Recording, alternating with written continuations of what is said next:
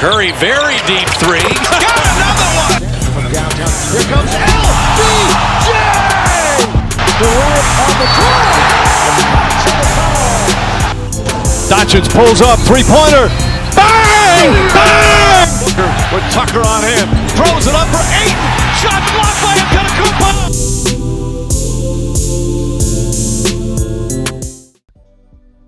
All right, it's Travell again, And it's Trey. and yes, you know, we can always jump straight into the video, but disclaimers are important. Yes, they are. And in these disclaimers, here's what I'm about to say.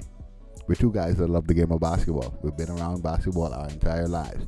By no stretch of the imagination, we are Woj, Stephen A. Smith, or any of the ESPN Fox reporters. Not at all. There will be some stuff that you agree with wholeheartedly. There will be some stuff that you disagree with. Yep. Either way, leave it in the comment section. But beyond that, Trey, you usually tell the listeners why it's important for them to listen to what we have to say. Let them know. We didn't offer you $100,000 if you voted for us in the last general election. Okay? We have this information is open to the public.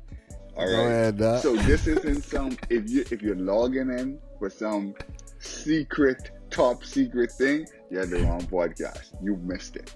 This is Got Courtside you. Seats. We're gonna give you Got that raw you. deal. I got you. Excellent. And you know what? That's the reason why we have Trey here, to reassure the public that they're getting the raw deal. Raw. All right. Okay. So in this particular video, we're going to be jumping into something that is a little bit controversial. By no means we're starting a vaxxed or unvaxxed. No, that's not what we're debate doing. or That's argument. the disclaimer. No. However, we cover the NBA, and if it's out there, we talk about it. And that is none other than Kyrie Irving.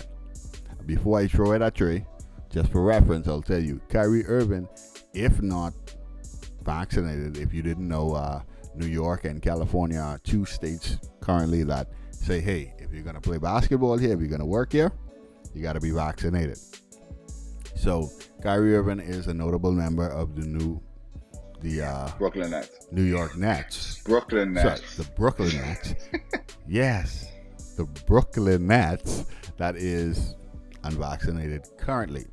And he stands to lose about $17 million, not including the playoffs, if he is unvaccinated. That's for the entire season. Yes, that's going to be for the entire season.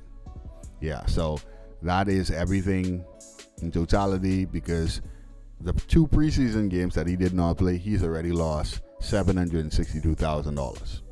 The 41 home games, if he does not play, he could lose $15.6 million.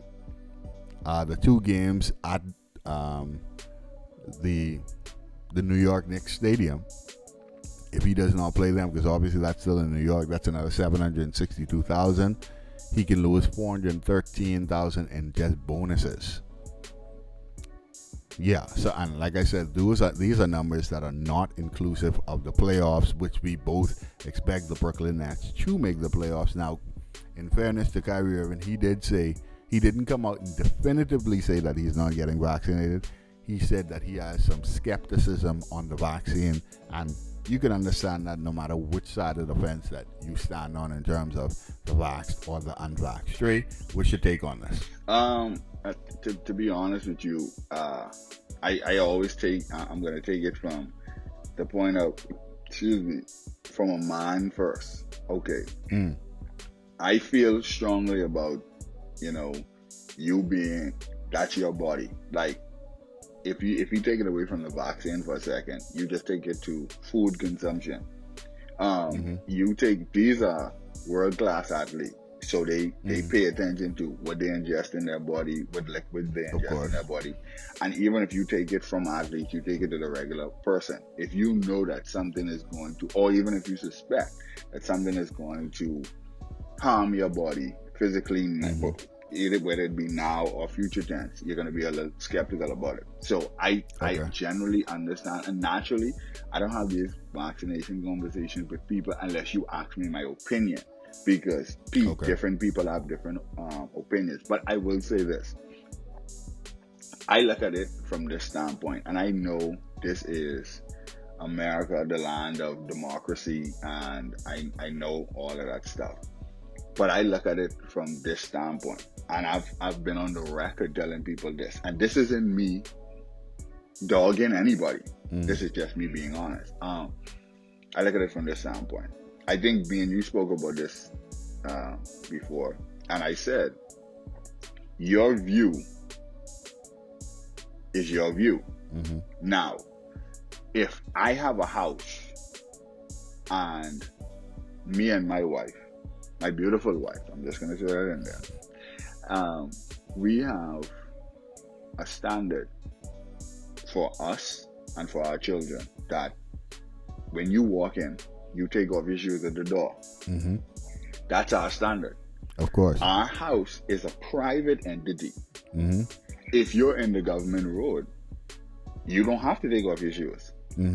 But once you would have committed to deciding to, okay, I want to come into your house and I want to partake in whatever is going on in that house, then you are now governed by the rules of that me and my wife set for, not only us, for children and stuff. So I feel as though Kyrie Irving, he has every right, he has human rights to say, well, I'm not sure about the vaccine X, Y, and Z. But I feel as though the NBA being a private entity, their rules and regulations, case in point. Okay, watch this. And I'm going to throw it over to you. When it was the bubble, the NBA bubble, players were miserable. Paul George is on the record saying, he had some mental stuff going on. Because the rules and regulations were, once you're in the bubble, you can't leave. You leave if you get put out. But once you're there, if you're making a deep playoff run, if you're making a championship run, you're there. Some players, like Jimmy Butler, didn't get his haircut until after he came out of the bubble, because you're there. If your family wasn't there with you, you're there without your family for, I think, if at that point, if you're in a championship, it's like 3 months without your family.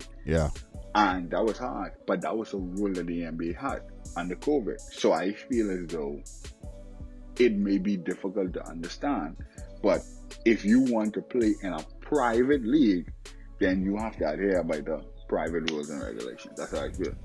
What about you? That's understood. Personally, I agree with you, and once again, it's important to point out, and by no means this is a vax or unvax type of conversation. This is strictly basketball. I guess if it's one thing that it kind of bothers me with the whole Kyrie Irving situation, is that there are other teams and there are other states whereas you could play without being vaccinated. You understand? So there is a possibility for Kyrie Irving to play without being vaccinated. But I don't like how he's holding the Brooklyn Nets hostage, because now he's telling other teams, hey, listen, if they trade me, it's a good possibility that I'll retire, because he's been on record saying he does not see himself as a player who is playing late in his 30s. Now, it's speculation. People are saying that came from his camp, but it's kind of like he's holding them hostage, whereas he is on the fence about the vaccination. And his trade value isn't high right now because teams feel like he isn't going to play for them if he gets traded.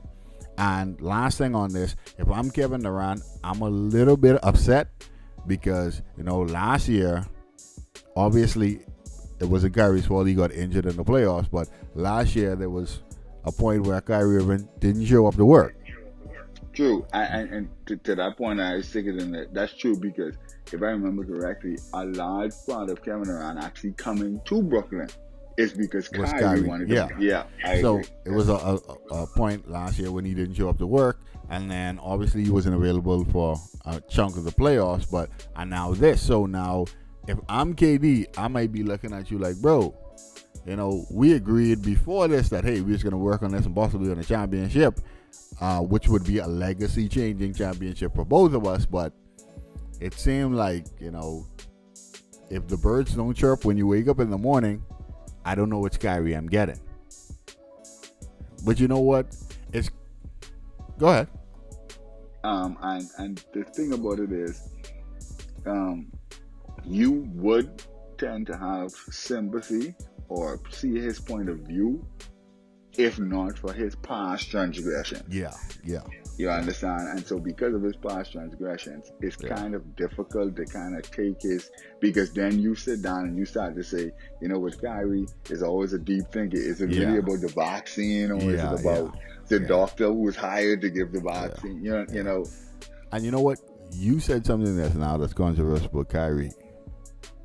But we can say that because this is Courtside Seats. We're not tied to any big corporation. We thank you guys so much for tuning in. We definitely want to encourage you to subscribe. I mean, if you like NBA news and highlights, I would subscribe if I were you. But hey, it's your choice.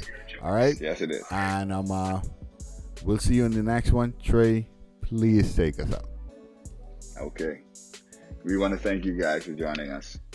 Always, like Javel says, when you're looking for your ticket, and you're looking at your ticket, if you're going up in the stands, you're going too far, because your seats are always courtside. Oh, I like that. That's your best one yet. Always courtside. All right, guys.